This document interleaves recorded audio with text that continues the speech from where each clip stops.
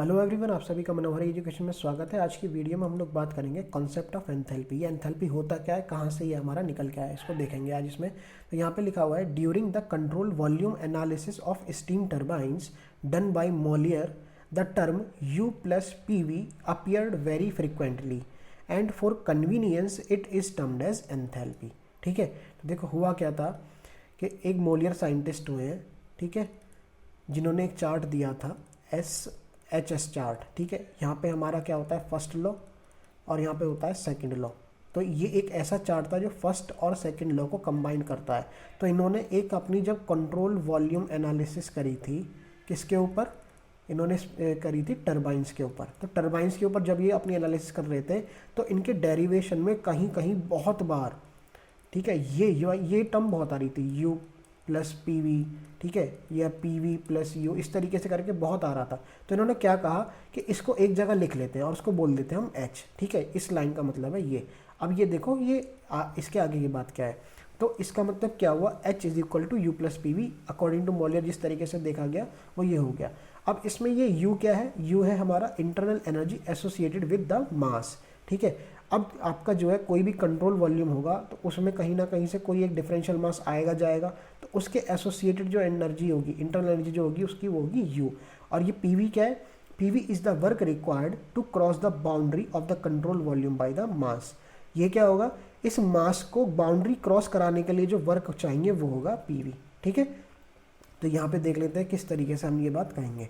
देखो इस वाली फिगर को देखो आप, इसमें क्या है, ये कंट्रोल वॉल्यूम है, ब्लू वाला जो हमने दिखा रखा है, रेड वाला हमारा ये बाहर का ये आउटर केसिंग है, एक तरीके से मान सकते हो।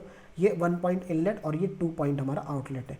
अब यहाँ पे ये जो है ये हमारा एक डिफरेंशियल मास है, ये मास है, इसकी इंटरनल एनर्जी है U, क्योंकि 1 पॉइंट है इनलेट पे है तो इसको बोलेंगे हम U1। और यही मास जब यहाँ पे आएगा निकल के, ठीक है, ये वही मास होगा, इसकी इंटरनल एनर्जी वही U रहेगी, मगर क्या आउटलेट पे है तो हमने 2 बोल दिया। तो U1 U2 इस तरीके से इंटरनल एनर्जीज हुई। अभी हम बात करते हैं P1 V1 क्या है। देखो ये जो मास है ये इस बाउंड्री से बाहर है, इस मास को इस बाउंड्री के अंदर करने के लिए, यहाँ पे ये मास पहुँचाने के लिए हमें ये P1 V1 वर्क करना पड़ेगा। ठीक है, हमें P1 V1 वर्क करना पड़ेगा इस मास के ऊपर ताकि ये अंदर चला जाए। इसी तरीके से जब ये मास कहीं पहुँचेगा इस जगह, ठीक है, ये मास जब कहीं इस जगह पहुंचेगा तो इस पे, इस वाले मास पे हमें P2 V2 वर्क करना पड़ेगा, इसको कंट्रोल वॉल्यूम से बाहर निकालने के लिए। समझ में आया?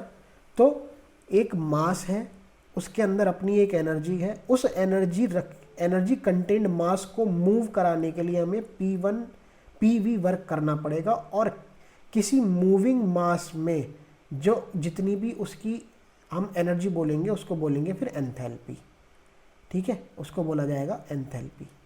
कहने का मतलब क्या है कि एक मास था, उसकी अपनी एक इंटरनल एनर्जी थी, उसको हमने कोई एक तरीके से एनर्जी बाहर से प्रोवाइड करा दी। अब वो अपने साथ तो एनर्जी रख ही रहा है, साथ में उसकी मूविंग होने की वजह से एक एनर्जी उसको मिली हुई है पहले से ही, तो उन दोनों को कंबाइंड फॉर्म करके लिखा जाएगा एंथैल्पी, या उन दोनों की कंबाइंड एक तरीके से बोला जाता है एंथैल्पी। ठीक है ना, तो यहाँ पे हमने यही बताया था, in this figure there is a differential amount of mass which is to be enter and there after exit from the control volume. पहले घुसेगा फिर निकलेगा, अपनी एक इंटरनल एनर्जी होगी उस पर, और इन और आउट करने के लिए जो उसको एनर्जी बाहर से दी जाएगी वो P1 V1 P2 V2 होगी। तो इस एक्सप्रेशन से जो हमारी एंथैल्पी आई H is equal to U plus PV, ये आया। अब इसके बाद क्या है इसमें देखते हैं। इसके बाद इसमें लिखा हुआ है कि U can be seen as the content of the differential mass which is the internal energy। मतलब क्या है, आपके पास ये मास था, इसकी अपनी खुद की एक इंटरनल एनर्जी होगी, इसका अपना खुद का एक वजूद होगा। ठीक है, इसकी अपनी खुद की एक एनर्जी होगी जिसको हमने रखे हुए मास को ही हमने क्या बोल दिया कि इसकी इंटरनल एनर्जी है U। ठीक है, और ये PV क्या है, PV can be seen as the energy required to push in or out the differential mass from control volume। अब इसी मास को कंट्रोल वॉल्यूम से बाहर या अंदर धकेलने के लिए हम लोगों को एक काम करना पड़ेगा इस मास के ऊपर। ठीक है, वर्क करना पड़ेगा, और उस वर्क को हमने बोल दिया है PV। अब इन दोनों का सम ही हमारा होता है एंथैल्पी H। ठीक है, तो देयरफॉर एंथैल्पी क्या होगा, कंसेप्ट क्या बना एंथैल्पी का, एंथैल्पी का कंसेप्ट बना कि enthalpy is equal to content plus energy to cross that boundary, ठीक है ना। तो ये बना, ये कंटेंट क्या है, किसी भी मास की अपनी इंटरनल एनर्जी, और ये energy to cross boundary PV, ठीक है। तो यहाँ से हम क्या कह सकते हैं, this enthalpy is thus the capacity of the differential mass. मतलब एक डिफरेंशियल मास, एक पर्टिकुलर मास किसी कंट्रोल वॉल्यूम में कितनी क्षमता, कितनी कैपेसिटी से काम कर सकता है, वो कौन बताता है, एंथैल्पी बताती है। क्यों? क्योंकि उस मास को अपनी एक एनर्जी होगी, और साथ में उस मास को किसी कंट्रोल वॉल्यूम के अंदर या उस मास को कंट्रोल वॉल्यूम से बाहर करने के लिए जो एनर्जी चाहिए, ठीक है, वो सब मिला के हम कहेंगे कि उस मास की वो कैपेसिटी है।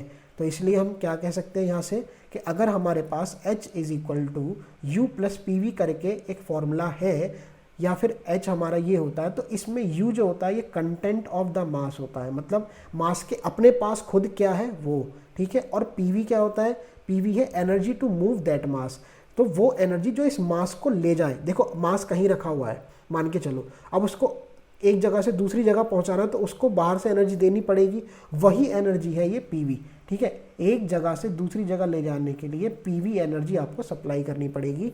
तो यही कंटेंट को उठा के जब लिया जाएगा कहीं और, तो वो हम क्या कहेंगे कि इस मास की इतनी कैपेसिटी थी कि इसको अगर PV वर्क मिल जाता, ठीक है, इस कंटेंट को अगर PV वर्क मिल जाता तो इसकी कैपेसिटी होती U प्लस PV।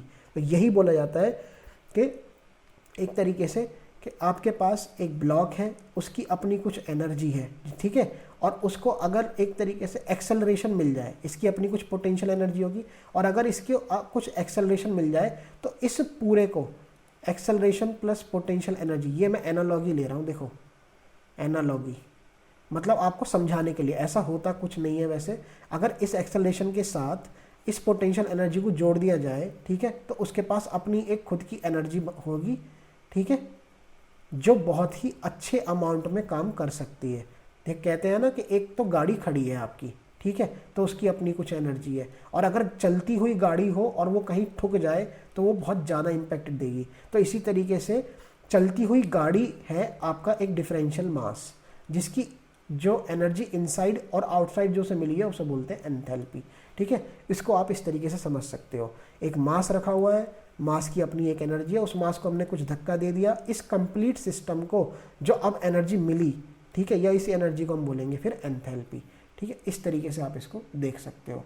तो यहाँ पे हम लोगों ने यही इसका कंसेप्ट देखना है कि एंथैल्पी आखिर है क्या। एंथैल्पी क्या है, कैपेसिटी ऑफ अ मास, कि वो कितना हमारा परफॉर्म कर पाएगा जब उस कंप्लीट मास को, जिसका कंटेंट U है या जिसकी एनर्जी अभी तक इंटरनल एनर्जी थी, उसको अब एक्सटर्नल एनर्जी और मिल जाए, तो उसकी कितनी हमारी कैपेसिटी बैठेगी, तो उसको वो बोलेंगे हम एंथैल्पी होगी उसके अंदर। मूविंग मास में ही एंथैल्पी होगी, आप ये देख लेना, ठीक है ना। अगर वो स्टेशनरी है तो उसमें आपकी जो है एंथैल्पी नहीं होगी, ठीक है, वो केवल इंटरनल एनर्जी ही कंटेन करेगा। तो इसलिए हम यहाँ पे कह सकते हैं कि एंथैल्पी का कंसेप्ट बहुत इंपॉर्टेंट है।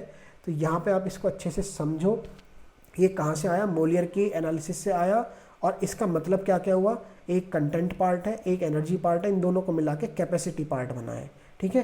तो इस वीडियो में आज हम लोगों ने एंथैल्पी के बारे में सीखा, समझा, देखा, ठीक है। तो आपको अगर ये समझ में आता है तो अच्छा है, वरना आप इसको दोबारा देखो, फिर से देखो, और जब तक ना समझ में आए तो उसको देखो। और कोई क्वेश्चन हो तो फिर उसको कमेंट में लिख देना। और thank you for watching this video and stay tuned for the next.